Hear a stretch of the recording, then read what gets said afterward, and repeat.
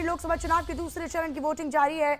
UP के 8 लोकसभा सीटों पर मतदान जारी है। यूपी में दरअसल जो मतदान प्रतिशत है वो भी सामने आया है। अमरोहा में सुबह 9 बजे तक का आंकड़ा 14.88% मतदान हुआ है। अलीगढ़ में यही आंकड़ा 9 बजे तक का 12.18% का रहा है। मेरठ में 9 बजे तक 12.66% तक मतदान यानी कि वोटिंग हो पाई है, जबकि बागपत में 9 बजे तक 11% तक मतदान हुआ है।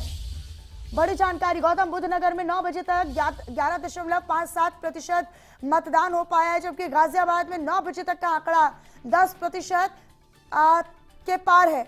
मथुरा में 9 बजे तक 10.09% मतदान हुआ है। तो बुलंदशहर में 9 बजे तक 11.99% मतदान हो पाया है। ये बड़ी जानकारी। ये जो मतदान फीसद का आंकड़ा है वो हम अपने दर्शकों को बता रहे हैं, क्योंकि काफी मायने ये पूरा आंकड़ा रखता है और इससे अंदाजा लगाया जा सकता है कि कितनी ऊर्जा, कितना उत्साह लोगों के भीतर है वोटिंग को लेकर, और लोग कितने प्रेरित और कितने जागरूक नजर आ रहे हैं। देखिए, कड़ा मुकाबला है। गाजियाबाद में भी रोचक लड़ाई है। गाजियाबाद की बात करते हैं तो बीजेपी की तरफ से अतुल गर्ग यहाँ पर चुनावी मैदान में है, जबकि यहां से ही डॉली शर्मा कांग्रेस की तरफ से चुनावी मैदान में है। 2019 में भी उन्होंने ही यहाँ पर चुनाव लड़ा था, हालांकि हार का सामना उन्होंने किया था। बहरहाल, आपको मतदान फीसद के बारे में हम जानकारी दे रहे हैं। लोकसभा चुनाव के दूसरे चरण की वोटिंग लगातार जारी है और कहां पर कितना फीसद मतदान हुआ है वो भी आप जान लीजिए। गौतम बुद्ध नगर में सुबह 9 बजे तक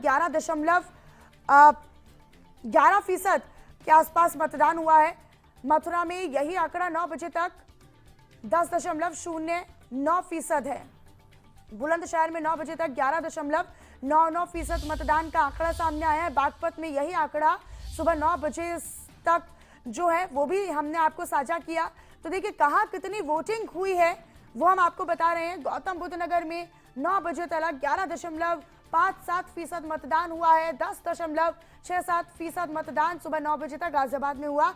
मथुरा में 9 बजे तक 10.09% मतदान हुआ है। बुलंदशहर में 11.99% मतदान।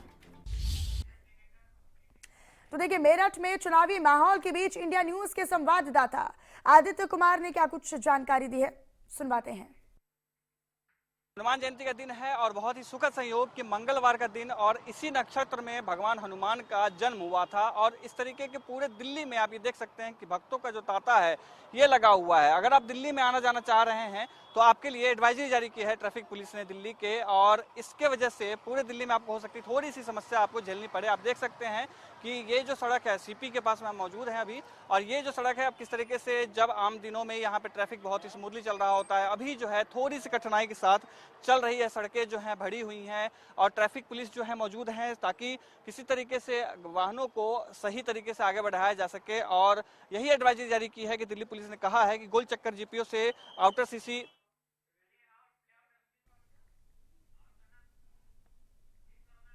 तो देखिए, यूपी में दूसरे चरण का मतदान चल रहा है। यूपी का संग्राम 8 सीटों पर घमासान, और आपको बताएं कि अमरोहा, मथुरा, ये तमाम वो सीटें हैं जहां पर मतदान चल रहा है। गाजियाबाद, गौतम बुद्ध नगर, मेरठ, बागपत, गाजियाबाद, बुलंदशहर, अलीगढ़, मथुरा, अमरोहा, ये वो सीटें हैं। हालांकि अमरोहा को छोड़ दिया जाए तो बीती बार यहाँ पर बीजेपी 7 सीटों पर काबिज हुई थी।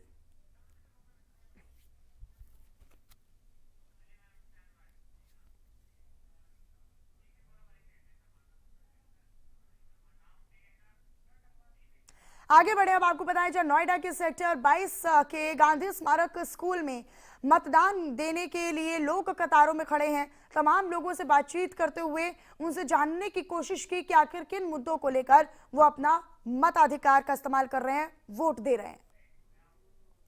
महापर्व दूसरे चरण का मतदान शुरू हो चुका है। लोग सुबह से ही कतार में खड़े हैं। इस वक्त मैं मौजूद हूँ नोएडा के सेक्टर 22 गांधी स्मारक स्कूल में, और आप मेरे पीछे देख सकते हैं किस तरीके से लोग अपने मत का प्रयोग कर रहे हैं। और सुबह 7 बजे से ही कतार में खड़े हैं, क्योंकि इनके मुद्दे विकास के होने वाले हैं, इनके मुद्दे रोजगार के होने वाले हैं, इनके मुद्दे अंतर्राष्ट्रीय सुरक्षा के होने वाले हैं। इनसे ही बात करेंगे और जानने की कोशिश करेंगे कि आखिर ये लाइन में कतार में खड़े हैं और अपने मत का प्रयोग करेंगे, क्या इनके जहन में मुद्दे चल रहे हैं। क्या नाम है आपका? आशु भारद्वाज। क्या मुद्दे हैं, कतार में खड़े हैं, वोट देने जा रहे हैं? मेरा मुद्दा तो यही है कि बस तरक्की हो अपने भारत देश की, चाहे कोई भी आए। चाहे कोई भी आए। अंकल जी, क्या नाम है आपका? कौशल किशोर मिश्रा। क्या मुद्दे होने वाले हैं आपके? मुद्दे तो है, देखो जो जहाँ रहता है सबसे पहले क्षेत्रीय देखता है कि नोएडा का विकास हो, और नोएडा ऑलरेडी पहले से भी विकसित है और काफ़ी विकास हो रहा है हमारे मतलब योगी जी के शासन में, और प्रधानमंत्री जी के नेतृत्व में भी बहुत अच्छा जो है प्रभाव है। शेष मणि अच्छा, कतार में लगे हैं, क्या मुद्दे चल रहे हैं दिमाग में? दिमाग में क्या, वोट देना है। अच्छा, बाकी काम हो ही रहे हैं, सब सही काम हो रहे हैं। क्योंकि देखिए सुबह का वक्त है और धूप भी अब निकल आई है, कहीं ना कहीं गर्मी अब लोगों को परेशान कर रही है। थोड़ी बहुत समस्या है क्योंकि लगातार टेम्परेचर बढ़ेगा। जैसे ही सुबह के 8, 9, 10 बज जाएंगे, जो पारा है वो और ज़्यादा बढ़ने लगेगा, क्योंकि जो नोएडा है 2 हिस्सों में बटा है, पहला ग्रामीण। तो इसी पर ज्यादा जानकारी के साथ मेरे सहयोगी निकिता सरीन मेरे साथ लाइव जुड़ चुकी हैं। इसके अलावा मनोज मिश्रा जी वरिष्ठ पत्रकार के तौर पर हमारे साथ चर्चा के लिए जुड़ चुके हैं। मनोज जी, बहुत स्वागत है आपका। मैं निकिता के पास सबसे पहले जाना चाहूंगी। निकिता, क्योंकि आज हम दूसरे फेज की वोटिंग देख रहे हैं, यहाँ पर मतदान फीसद भी सामने आया है। अभी तक का मतदान फीसद, चूंकि लगातार हम अपने दर्शकों को भी बता रहे हैं कि कहाँ पर कितना मतदान फीसद हुआ है, अभी तक के मतदान फीसद को देखकर क्या लग रहा है, आने वाले जैसे जैसे वक्त बढ़ेगा क्या मतदान फीसद और कितना बढ़ने की उम्मीद है और क्या व्यवस्थाएं हैं? देखिए, मतदान परसेंटेज से पहले आपको बता दें कि जो दूसरे फेज में आज वोटिंग हो रही है, उसमें ड्रीम गर्ल से लेकर के राम तक का जो फैसला है वो वोटर्स करने जा रहे हैं, जिसमें 8 सीटों पर मतदान हो रहे हैं, जिसमें जो 91 कैंडिडेट्स हैं वो मैदान में हाजिर है। और दूसरे चरण के चुनाव में प्रदेश की फिलहाल 8 सीटों पर जो सुबह 7 बजे से लेकर के शाम 6 बजे तक मतदान होगा। और इस चरण में आपको बता दें, मथुरा से ड्रीम गर्ल हेमा मालिनी, मेरठ से अगर मैं बात करूं तो अरुण गोविल जैसे चेहरों की जो किस्मत है उनका फैसला आज वोटर करने जा रहे हैं, जिसमें 8 सीटों पर कुल 91 प्रत्याशी हैं, उन्होंने अपना पर्चा भरा है, जिसमें महिला भी शामिल है। अगर बात की जाए 19 में, तो इसमें 7 सीटें full on Bharatiya Janata party ने जीती थी, जबकि अमरोहा की अगर बात की जाए तो बहुजन समाज पार्टी ने जीती थी। हालांकि उसके बाद जो सांसद हैं वो अब पाला बदलकर कांग्रेस और सपा गठबंधन के उम्मीदवार हैं। तो दूसरे चरण में अगर साफ तौर पर देखा जाए तो बागपत में भी जो चुनाव है और यहाँ पर रालोद मुखिया जयंत चौधरी की भी प्रतिष्ठा फिलहाल दांव पर लगी है। वह खुद तो मैदान में नहीं है, लेकिन चौधरी परिवार की ये परंपरागत सीट रही है। और गाजियाबाद में अगर हम देखें तो वहाँ पूर्व मंत्री जो अतुल गर्ग हैं, गौतम बुद्ध नगर से पूर्व केंद्रीय मंत्री महेश शर्मा है, उनकी भी परीक्षा होगी आज। तो अब इस पे देखा जाए कि जिस तरीके से मुख्य निर्वाचन अधिकारी हैं उन्होंने भी बताया है कि फिलहाल जो 25 प्रेक्षकों के साथ ही 1451 जो सेंटर्स हैं उस पे मजिस्ट्रेट, 190 जोनल मजिस्ट्रेट, इन सभी की तैनाती है। पूरे ऑब्जर्वर्स लग चुके हैं। चुनाव को लेकर के लगभग 80,000 जो कर्मचारी हैं उन्हें लगाया गया है। इमरजेंसी के लिए देखिए एयर एम्बुलेंस और हेलीकॉप्टर की व्यवस्था भी साफ तौर पर यहाँ पर की गई है। और आपको बता दें कि इमरजेंसी के लिए जो एयर एम्बुलेंस है उसकी व्यवस्था के साथ ही हेलीकॉप्टर अलीगढ़ और एयर एम्बुलेंस मेरठ में मौजूद भी रहेंगे। अब अगर एक समीकरण किया जाए तो अमरोहा में 17 लाख से भी ज्यादा वोटर्स हैं, जहां पर 12 कैंडिडेट्स मैदान में है। वहीं मेरठ की अगर बात की जाए तो 20 लाख वहां पर कुल वोटर है और 8 प्रत्याशी हैं। बागपत में भी 16 लाख प्लस वोटर्स है, जहां पर 7 प्रत्याशी हैं। तो ओवरऑल आज फिलहाल फैसला हो जाएगा। और जिस तरीके से परसेंटेज के बारे में आपने लगातार बात की है, तो सुबह क्योंकि वोटिंग 7 बजे शुरू हो गई थी और इस बार क्योंकि धूप ज्यादा है तो लोग चाह रहे हैं कि या तो वो मॉर्निंग में ही वोट डाल दें या फिर तो इवनिंग बाद आए, क्योंकि दोपहर में ये पारा लगातार बढ़ेगा। तो इस हिसाब से अगर हम अलीगढ़ की बात करें तो 9 बजे तक वहां का वोटिंग परसेंट 12.20% रहा है। अमरोहा का 9 बजे तक अगर मैं परसेंटेज की बात करूं तो 14.32 रहा है। बागपत का 11% रहा है। बुलंदशहर में 11.99% वोटिंग है। गौतम बुद्ध में भी 11.59 है। तो फिलहाल ये जो परसेंटेज है अब धीरे धीरे बढ़ेगा, लेकिन हाँ फुल नून टाइम में कहीं ना कहीं जरूर घटेगा और यही बढ़त फिर 4 बजे के बाद से देखी ठीक है निकिता, आप बने रहिएगा हमारे साथ। मनोज जी का मैं रुक करना चाहूंगी। मनोज जी, क्या लगता है कि दूसरे फेज में जब हम यूपी की बात करते हैं, कौन सी वो हॉट सीटें हैं जिन पर सभी की नजरें हैं? मेरठ हो गई, गाजियाबाद हो गई, इसके अलावा आपके लिहाज से कौन सी हॉट सीटें हैं और कौन से वो प्रत्याशी जिन पर सबकी नजरें हैं? नहीं, देखिए, मथुरा, मेरठ, गौतम बुद्ध नगर, अमरोहा। अमरोहा इसलिए कह सकते हैं क्योंकि पहले चरण में भी भाजपा के पास 8 में 7 सीटें थी और दूसरे चरण में भी 8 में 7 सीटें हैं। एक सीट अमरोहा की जो दानिश अली जीते थे, बसपा से थे, भी वो दूसरी पार्टी में जा चुके हैं। लेकिन सबसे ज्यादा चर्चा कहें तो चूंकि सीटें भी बदली गई, नोएडा को लेकर के, गाजियाबाद को लेकर के, या इधर मथुरा मेरठ में दो ग्लैमर, मथुरा में ड्रीम गर्ल हैं और भगवान राम का किरदार निभा चुके अरुण गोविल जी मेरठ में। इन सब के बावजूद आपने एक बात गौर की होगी कि पहले चरण के वोटिंग परसेंटेज को लेके कल शाम तक, चाहे वो पार्टियां हो, चाहे वो नेता हो, या आम पब्लिक हो, या पत्रकार हो, सब लोगों की चर्चा ये होती थी कि वोटिंग परसेंटेज। अब आज हमको और आपको भी इस बात का वेट करना पड़ेगा। लगभग एवरेज अगर देख लें, 8 लोकसभा सीटों पर लगभग 13% के मतदान अब तक हो चुके हैं। गर्मी बहुत है, शहर की सीटें हैं, और पश्चिमी उत्तर प्रदेश में एक चुनौती काफी दिनों से आपने भी देखा, और हमेशा चुनाव आने से 6 महीने पहले जो माहौल बनता है, इस बार वो माहौल या तो कहिए साथ में है भाई, किसान आंदोलन, जाट आंदोलन। क्योंकि जैसे जैसे आप उत्तर प्रदेश में मध्य या पूर्वोत्तर बदलेंगे, उससे पश्चिम की स्थितियां थोड़ी अलग रही, विधानसभा के चुनाव में और लोकसभा के चुनाव में भी। 2019 में भी यही स्थिति थी, 2014 में भी यही स्थिति थी।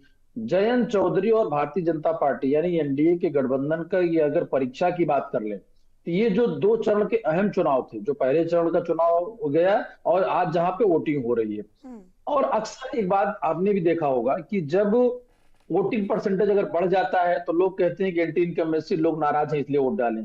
पर ये बता दें कि दरअसल वोटिंग परसेंटेज बढ़ने और घटने से अनुमान नहीं लगा सकते कि लोग सरकार के पक्ष में या सरकार के विरोध में। मौसम भी बहुत हद तक मायने रखता है। जैसे आप रूरल एरिया में जाते हैं तो, या ये कह सकते हैं नोएडा है, नोएडा, गाजियाबाद, या जितनी सीटें, यहाँ पर आज अभी 11 से 3 के बीच का जो तापमान होगा, सामान्यतः सड़कें भी खाली होती हैं। तो उम्मीद, अभी तक जितने भी मेरी निर्वाचन अधिकारियों से संबंधित लोगों से बातचीत हुई, वो भी उम्मीद करते हैं कि सुबह 7 से 11 और शाम को 3 से 6 बजे तक के जो मतदान के परसेंटेज होंगे, ये ज्यादा होंगे, बीच में हमको आपको कम दिखेंगे। अहम बात यह है कि दूसरी तरफ मायावती का इस बार लोकसभा चुनाव में स्वयं का अकेले से लड़ना, पिछली बार उनका गठबंधन था अखिलेश यादव के साथ में, और उस गठबंधन का लाभ हम आप सभी जानते हैं कि 0 से 10 बहन जी पहुंच गई थी, और 2022 में अकेले चुनाव लड़ी तो एक सीट पर सिमट गई। वो भी सभी इस बात को मानते हैं कि वो उस विधायक की वजह से हुआ जो निजी तौर पर, तो पार्टी का कोई रोल नहीं है। मायावती खेल बनाएंगी भी और खेल बिगाड़ेंगे भी, ऐसा मुझे लगता है, क्योंकि 3 बातें हैं, जाट, किसान और मुस्लिम।